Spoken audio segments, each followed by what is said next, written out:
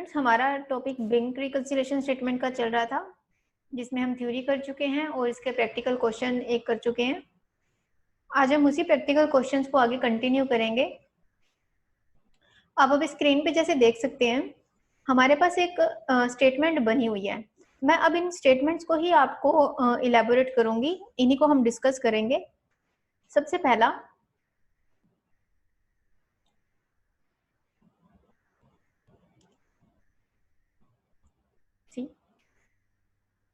अब इसमें एड और लेस किस बेस पे किए गए हैं उन्हें डिस्कस करते हैं, क्योंकि जो हमारा क्वेश्चन होता है ना वो इन्हीं में से बन के आता है।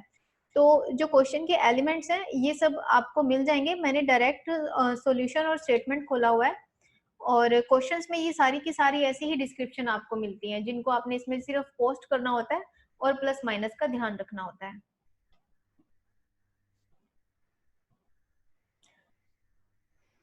सबसे पहले इसमें क्वेश्चन कैसे स्टार्ट किया हुआ है, हमने कैश बुक का बैलेंस लिया, balance as per cash book which is 33,000।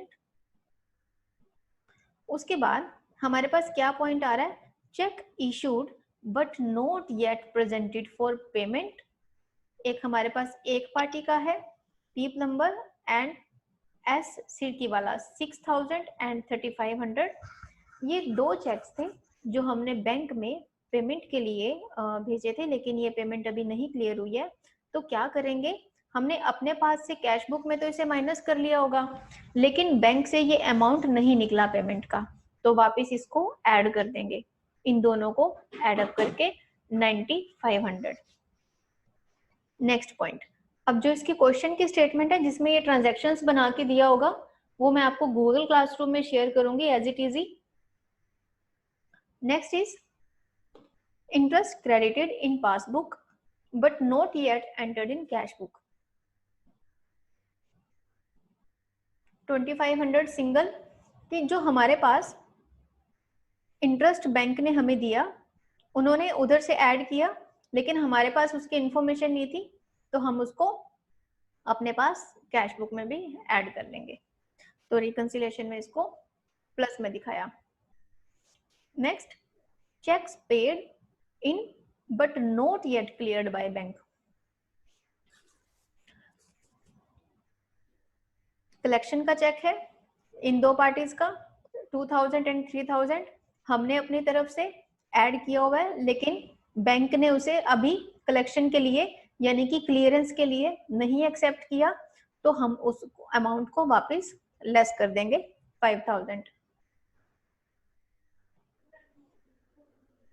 Next is bank charges entered in passbook but not yet entered in cash book. 70 rupees के बैंक चार्जेस हैं, बैंक ने अपने उधर से डिडक्ट कर दिए, लेकिन हमने अपने पास से नहीं डिडक्ट किए हुए, तो 70 रुपीज डिडक्शन में। अब क्या करेंगे, इधर का टोटल करेंगे और इधर का जैसे ज्यादा बन रहा है 45,000, इसमें से ये दो अमाउंट लेस कर देंगे, तो आपका जो बैलेंस बचेगा 39,390, ये बचेगा बैलेंस एज पर पासबुक, तो जो आपकी बैंक स्टेटमेंट से बिल्कुल मैच करेगा। नेक्स्ट,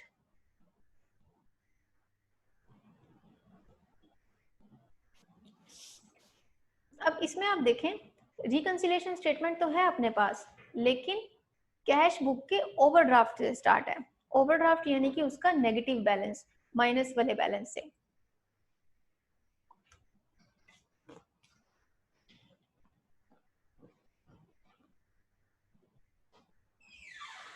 तो हम जैसे कि अभी तक क्वेश्चन का एक फॉर्मेट फॉलो करते आ रहे हैं, जिसमें हमने प्लस और माइनस लिया हुआ है, तो इसमें हमारे पास कैश बुक का ओवरड्राफ्ट यानी कि माइनस बैलेंस है 6,500।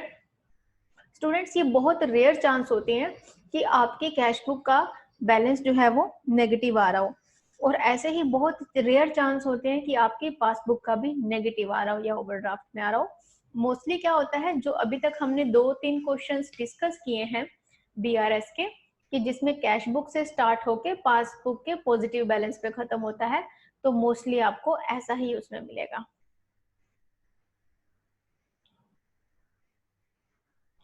Overdraft as per cash book 6,500, cheque issued but not presented for payment, payment के लिए नहीं लगा तो वापस उसको ऐड कर देंगे 1000। और इसमें check deposited but not credited by bank, 3500 bank ने डिपॉजिट नहीं किए हुए तो हम इसको लेस कर देंगे।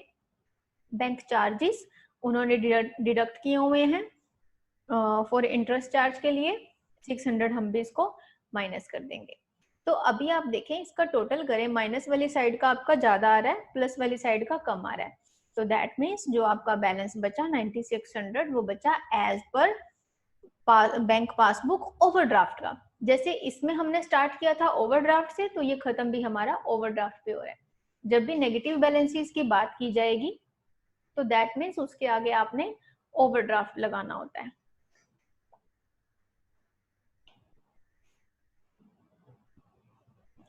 नेक्स्ट क्वेश्चन, इसमें भी एक स्टेटमेंट है हमारे पास जो कैश बुक के ओवरड्राफ्ट से स्टार्ट हो रही है। Overdraft as per cash book 45,000 minus वाले में, and cheque issued but not presented for payment, ये भी पेमेंट के लिए नहीं लगा तो वापस ऐड कर देंगे। ये क्रेडिटेड बाय बैंक है, यानी कि हम उधर अभी हमने जो क्लियरेंस के लिए दिया था वो बैंक ने क्रेडिट नहीं किया तो हम उसको वापस लेस कर देंगे। Interest on investment collected by bank,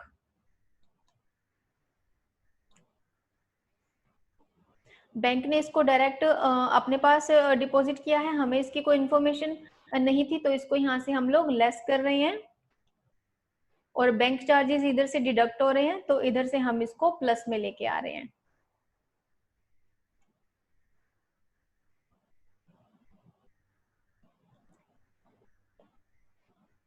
और इधर से आपका ओवरड्राफ्ट का बैलेंस बचा as per passbook this one 39050। Student इससे रिलेटेड जितने भी हमारे प्रैक्टिस सेशंस हैं वो सारे के सारे आपको भी गूगल क्लासरूम में मिल जाएंगे। एक स्टूडेंट की क्वेरी आई थी निशांत की टीडीएस से रिलेटेड, मैं पहले वो निकाल लेती हूँ।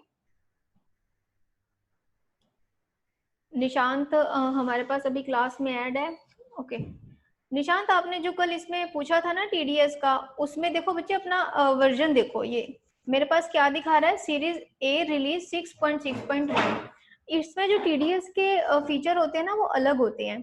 आपका जो लेस देन वर्जन 6 के है, जैसे 4, 5, 3, जो भी 6 से कम है उसमें टीडीएस की एंट्रीज थोड़ी सी अलग रहेंगी। जैसे अकाउंट्स इन्फो, लेजर, क्रिएट, मैंने यहाँ पे रेंट लिया, इधर से इनडायरेक्ट एक्सपेंस, टीडीएस मुझे दिखा नहीं रहा तो F11 F3 में टीडीएस का फीचर यस कर रही हूँ क्योंकि ये जीएसटी वर्जन है। तो इसमें फर्क क्या आएगा अभी आपको पता लग जाएगा। इसमें देखिए आपके पास जो ऑप्शन आ रहा है, जो आपने मुझे व्हाट्सएप ग्रुप में कल भेजा था, वहां पे आ रहा था एप्लीकेबल, तो आपको इसको यस करना पड़ा था। इसमें क्या आ रहा है, इस टीडीएस एप्लीकेबल अनडिफाइंड, जिसको मैंने ए प्रेस करके एप्लीकेबल खुद किया। और उसके बाद यहाँ पे नेचर ऑफ पेमेंट, अब नेचर ऑफ पेमेंट अनडिफाइन है तो यहाँ पे हमने क्या बनानी है, न्यू कैटेगरी, तो ये खुद बनाएंगे। अगर हम ओल्ड वर्जन पे काम कर रहे हैं तो आपको यहाँ पे कैटेगरीज बनी हुई मिलेंगी। तो एज पर रेंट आप यहाँ पे जब आर की प्रेस करोगे कीबोर्ड से तो आपको रेंट से रिलेटेड सारी कैटेगरीज मिलेंगी।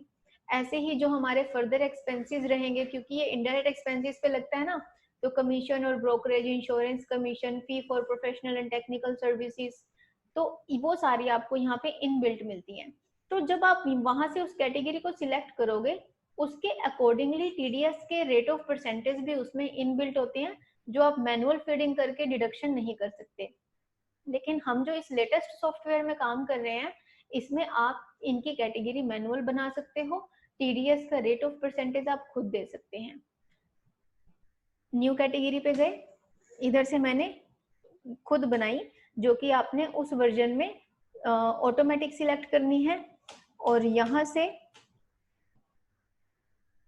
ये है ना rate with pen and with pen, क्योंकि आपने पैन कार्ड के साथ अगर देना है तो 10% लेस करेगा, तो मैं इसको इंडिविजुअल्स के लिए 10 ले रही हूँ। ये रेट ऑफ परसेंटेज हमने खुद करके इसको सेव कर दिया। और इसी तरह से आपके ना दो जगह पूछेगा, एक तो रेंट और एक जब आप टीडीएस ऑन रेंट का बनाते हैं, एक एक्सपेंस का और एक उसके टीडीएस का, दोनों में सेम कैटेगरीज आती हैं। इसको भी ड्यूटीज एंड टैक्सेस में जैसे ही आप बनाएंगे, यहाँ से आप टीडीएस लेंगे और यहाँ से आप रेंट ले लेंगे, और जो पुराना वर्जन है उसमें आप वही कैटेगरी उठाएंगे जो आपने रेंट के लेजर को बनाने के टाइम पे सिलेक्ट की थी। Same category must be select in TDS on rent. तो यहाँ से सिलेक्ट किया, क्योंकि इसमें ऑटोमेटिक परसेंटेज उठा लेगा, और सेव कर दो। और ऐसे ही जब आप पार्टी का लेजर बनाओगे उसमें तो पूछता ही नहीं है कैटेगरी, उसमें बॉडी ऑफ इंडिविजुअल ही लेना होता है आपने। ठीक है स्टूडेंट, तो बैंक रिकंसिलिएशन के बहुत इजी क्वेश्चंस थे जो अभी हमने आज डिस्कस किए, और आपकी क्वेरी थी वो भी मैंने इसको बता दी है, सोल्व हो गई है। तो स्टूडेंट इसी तरह से आपकी जितनी भी क्वेरीज रहती हैं आप ऐसे ही बताते रहा कीजिए। Your all queries and suggestions are always welcomed. और नेक्स्ट क्लास में मिलेंगे नए टॉपिक के साथ। Thank you.